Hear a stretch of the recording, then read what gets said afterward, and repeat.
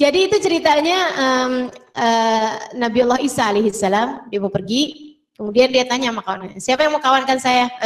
Saya dong Nabi Isa, saya kepengen tahu jalan sama engkau nih, seorang Nabi gitu. Yuk, kata Nabi Isa. Berangkatlah Nabi Isa sama dia. Tapi nih luar biasa bener ya, ini orang hatinya dunia semua nih. Ya Allah, mudah-mudahan Allah SWT hindarkan kita dari orang-orang yang hatinya hanya berisi cinta dengan dunia. Gak ada enak-enaknya tuh jalan sama mereka, ya Allah. So itu sekalian saya muliakan, jalan ceritanya Nabi Isa sama dia. Nabi Isa kemudian datang waktunya untuk buang hajat. Nabi Isa bilang, tolong pegangin ini ya, saya mau mau buang hajat dulu. Nabi Isa kemudian menjauh, si orang ini penasaran, apa sih Nabi Isa bawa apaan sih gitu. Dia buka, ini fudul nih ya, dalam bahasa Arab. Kepo kata bahasa anak Indonesia sekarang. Tambah nggak ngerti ya. Pengen tahu, suka pengen peduli gitu. Hal-hal yang orang nggak boleh buka, dia malah mau tahu gitu. Apa tuh namanya? Ya, itulah.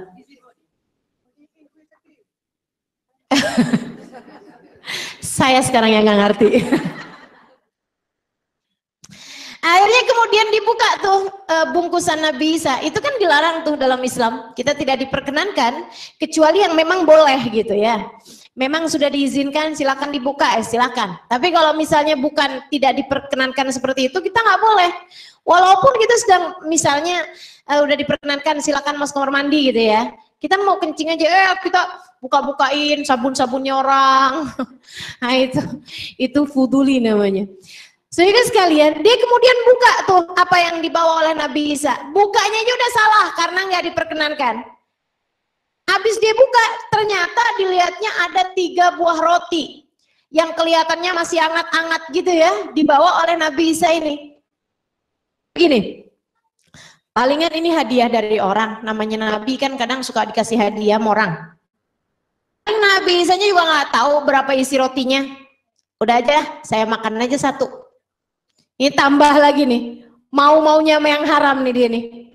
Dia makan kemudian 1 buah roti itu, habis itu dirapiin lagi sama dia, ditutupin lagi. Nabi Isa selesai, dia udah rapi. Si rotinya ini udah selesai 1 dimakan. Jalan kemudian sama Nabi Isa. Jam-jam jelang-jelang duhur, Nabi Isa bilang, lapar ya, yuk kita duduk sebentar. Dibuka kemudian sama Nabi Isa bekal makanannya, Nabi Isa kaget. Kok rotinya tinggal 2 gitu. Orang ini begitu ngelihat Nabi Isa-nya kaget.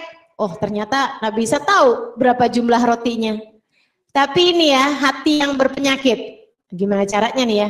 Oke lah, saya mau pura-pura aja. Gitu. Pura-pura tidak tahu. Akhirnya Nabi Isa kemudian bilang, seingat saya rotinya ada 2, ada 3. Ini kok cuma ada 2 ya? Kamu tahu nggak? Kok nggak enak ya pertanyaannya Nabi? Saya nggak jadi. Maksud kamu nuduh saya buka roti kamu gitu? Oh enggak gitu juga, bukan gitu juga maksud saya. Kata Nabi Isa gitu. Oke lah kalau gitu mari kita makan. Nabi Isa kasih 1 rotinya ke orang tersebut, 1 rotinya kepada Nabi Isa. Mari kita makan.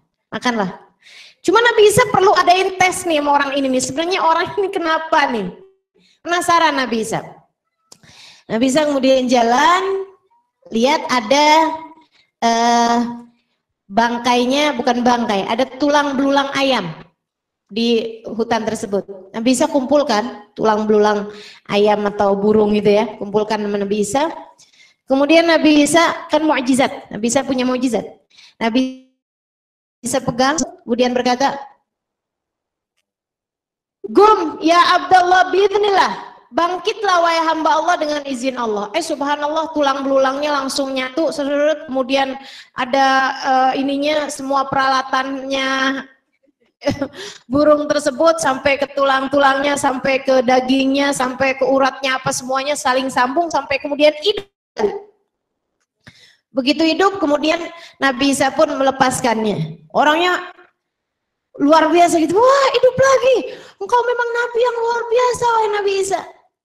Nabi Isa kemudian tanya sama orang itu, bagaimana araita hadhil mu'jizah? Dengan hak Allah yang telah memperlihatkan kepadamu mukjizat tersebut, saya tanya kepadamu, kamu tahu nggak roti saya yang 1 di mana?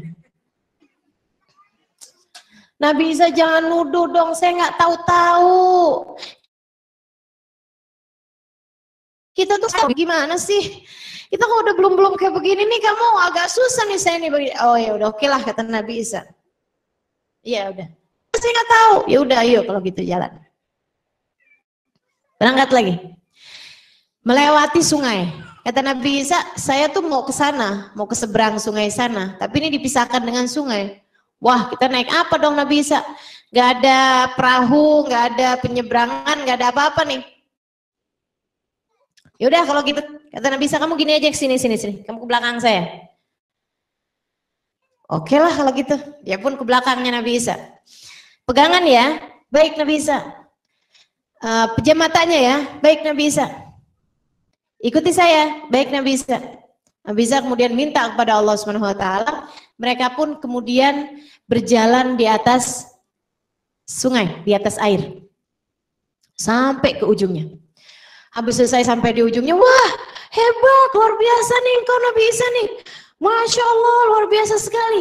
Nggak basah sama sekali kaki saya. Bahkan debu yang tadi ada di perjalanan yang tadi itu masih ada juga di sini, nggak kena air sama sekali.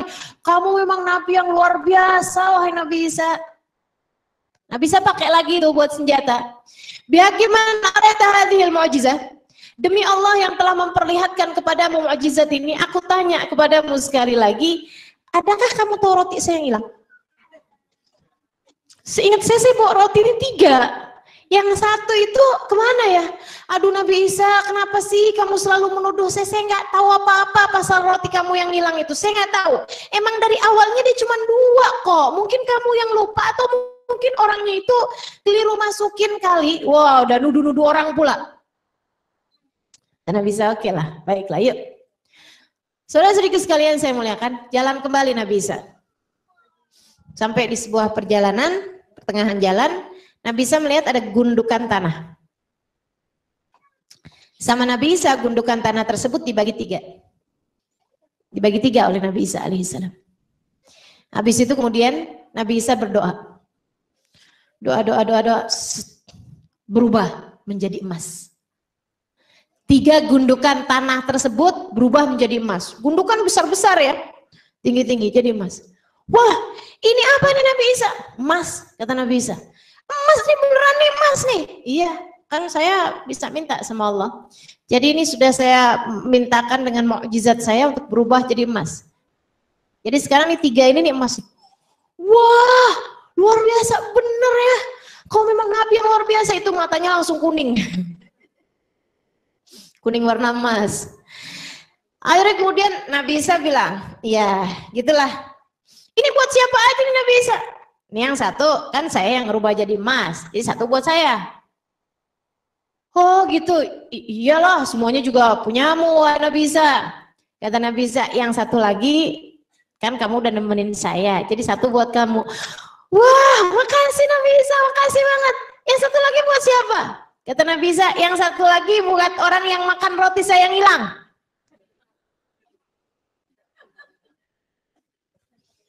Ya Allah, serem ya sama barang haram nih ya. Saudara-saudariku sekalian yang saya muliakan, dia langsung nunduk-nunduk gitu, kayak gaya-gaya orang taubat gitu. Beda ya, orang taubat dengan bergaya taubat tuh beda. Ini bergaya orang taubat. Jadi kayaknya yang, wahai Nabi Isa, bukankah akan selalu ada penyesalan di belakang setiap kesalahan-kesalahan, dan bukankah penyesalan selalu datangnya belakangan?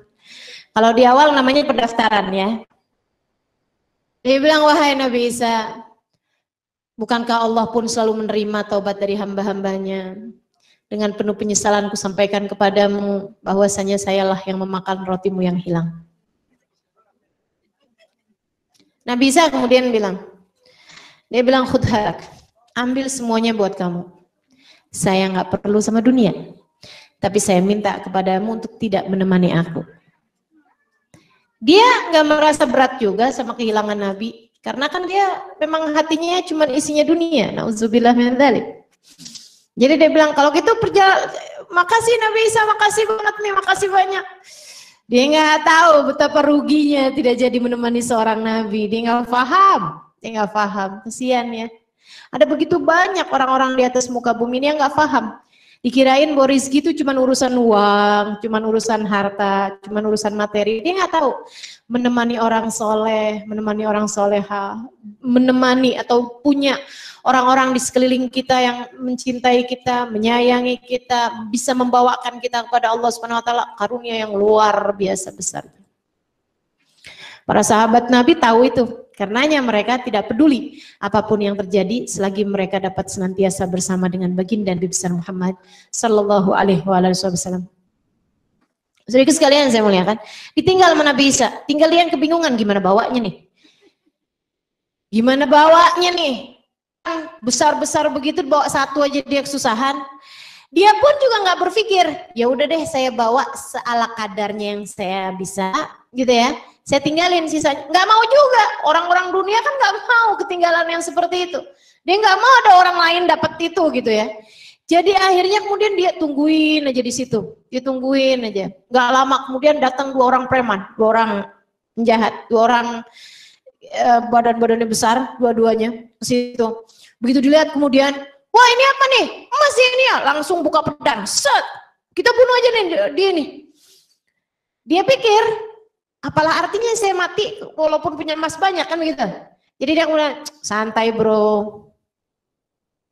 Jangan gitu dong, santai. Tenang aja, ini kan kita juga bertiga nih. Udah aja nih, ini emas kan juga emang jadi 3 nih. Udah deh, 1 buat saya, 1 buat kamu, 1 lagi buat yang satu lagi tuh. 3, kita bagi 3-3-nya. Oh iya bener juga ya. Ya udah deh kalau gitu, masukin lagi sarung pedangnya ke sarungnya. Akhirnya dia bilang, ya bener juga deh, buat kita bertiga aja. Kita akan jadi orang paling kaya nih habis ini nih. Iya, emang kamu mau paket buat apa? Saya mau ngelamar anaknya bin Fulan. Saya kemarin waktu ngelamar ditolak karena nggak punya apa-apa. Saya mau beli ini, mau beli itu, langsung rencananya banyak. Sama kayak kita ya, kalau merencanakan sesuatu. Kalau punya uang sekian, kita mau beli apa? Rencananya langsung banyak. Jadi mereka pun merencanakan itu harta kayaknya buat 7 turunan naik lagi 3 tanjakan belum habis tuh. Jadi mereka udah merencanakan cara seperti itu, kemudian salah seorang di antara mereka bilang, tapi ngomong-ngomong nih lapar nih. Iya ya, gimana kalau seorang di antara kita beli makanan? Oh dia aja nih orang sini nih, dia tahu beli makanan di mana. Udah kamu aja pergi ke kampung sana, mungkin jaraknya sekitar 1 jam 2 jam perjalanan begitu ya. Dia bilang kamu aja deh yang pergi ke sana. Saya pergi sekalian saya mau ngaturin kendaraan. Maksudnya saya mau ngaturin buat bawa apanya buat ngangkut barang-barang tersebut. Iya boleh. Jadi 1 tuh kemudian turun ke kampung 2 jam perjalanan. Di tengah jalan dia mikir, wah kalau aja buat saya sendirian enak nih.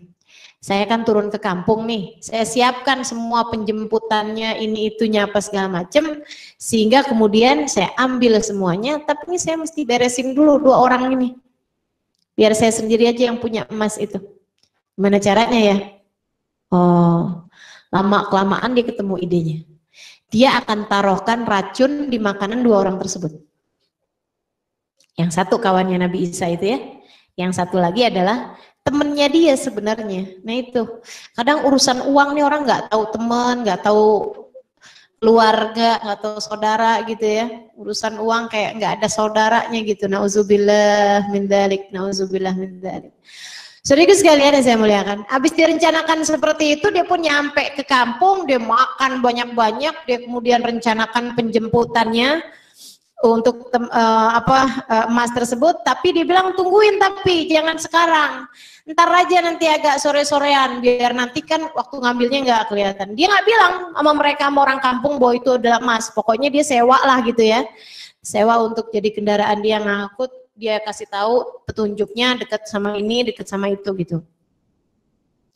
Udah, habis itu dia kemudian beli makanan 2, taruhin racun, dia bawa pulang ke sana. 2 orang kawannya tadi nih, yang satu adalah kawan Nabi Isa sebenarnya, yang satu lagi kawan dia sendiri, itu juga lagi ngomong-ngomong. Ini kayaknya harta nih kalau kita bagi berdua doang nih gede nih kita dapatnya nih, gitu kan? Iya bener juga ya. Jadi kita dapat 1,5 nih masing-masing. Bener.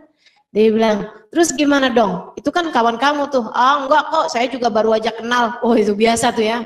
Orang kalau urusan harta tuh suka langsung nggak ngaku gitu. Dia bilang, ah, saya juga baru kenal, nggak apa-apa, saya kehilangan dia juga. Oh kalau gitu ya udah deh. Nanti begitu dia datang kita apain enaknya? Langsung aja tebas lehernya.